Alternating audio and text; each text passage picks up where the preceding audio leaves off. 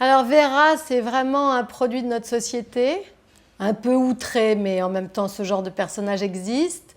C'est-à-dire, c'est une femme ambitieuse, avec une soif absolue de reconnaissance, et qui a peu à peu oublié ce qu'était la compassion, la gentillesse, et une forme de générosité désintéressée.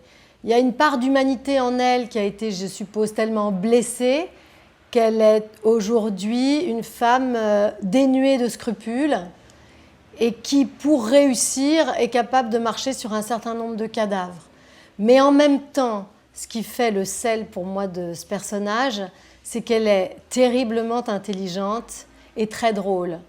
Et que finalement, il y a quelque chose dans son cynisme qui moi, m'intéresse beaucoup à interpréter. Parce qu'au fond, c'est très outré comme ça, mais c'est quelque chose qui n'est quand même pas si loin de chacun de nous. Donc voilà, c'est une espèce de variation autour d'un personnage de femme forte, blessée, fragile, mais qui préfère crever que de montrer sa fragilité. Et ça, j'adore. Il y a quelque chose comme ça qui est très moderne, qui est très actuel.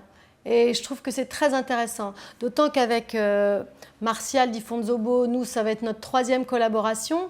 Et qu'on a toujours, ce que j'aime beaucoup, travailler sur des textes contemporains. Ça veut dire saisir ce que le texte peut raconter de l'air du temps. Et je trouve qu'avec cette pièce, on est vraiment de ce côté-là. C'est-à-dire que c'est une pièce drôle, farouche, agressive, mais qui raconte quand même vraiment quelque chose de notre société. Il y a un personnage principal qui est Vera, moi, et autour de ce personnage, il y a une espèce de danse un peu folle, un peu effrénée. Je crois que dans l'écriture, les scènes sont de plus en plus courtes, avec des personnages qui gravitent autour d'elle. Elle ne sort jamais de scène. Et ce qu'il y a, c'est que c'est donc la flamboyance de cette femme qui est directrice de casting. Donc directrice de casting, c'est vraiment un nouveau métier, un métier pas si vieux que ça, qui a quelques dizaines d'années. Mais elle est chargée donc de trouver des gens pour des films, pour des pubs. Et elle est flamboyante, son agence marche super bien. Et évidemment, comme à chaque fois, pour s'agrandir, pour avoir encore plus de pouvoir et gagner encore plus d'argent, eh bien tu vends des parts à d'autres.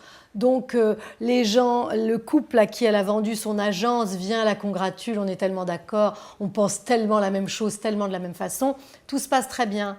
Mais la méchanceté de Vera, son cynisme et le fait qu'elle rentre en conflit avec plusieurs personnes un peu majeures fait que ces gens l'abandonnent et décident de récupérer les parts. Et comme ils sont majoritaires, ils la virent de sa propre agence. Et donc en 1 heure et demie, on assiste à la descente lente, impitoyable d'une femme pas du tout programmée pour l'échec.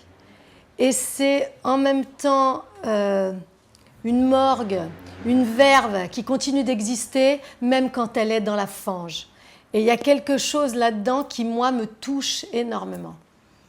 Donc c'est la descente aux enfers d'une femme pleine d'orgueil et de vanité qui, au fond, ne renoncera jamais à qui elle est.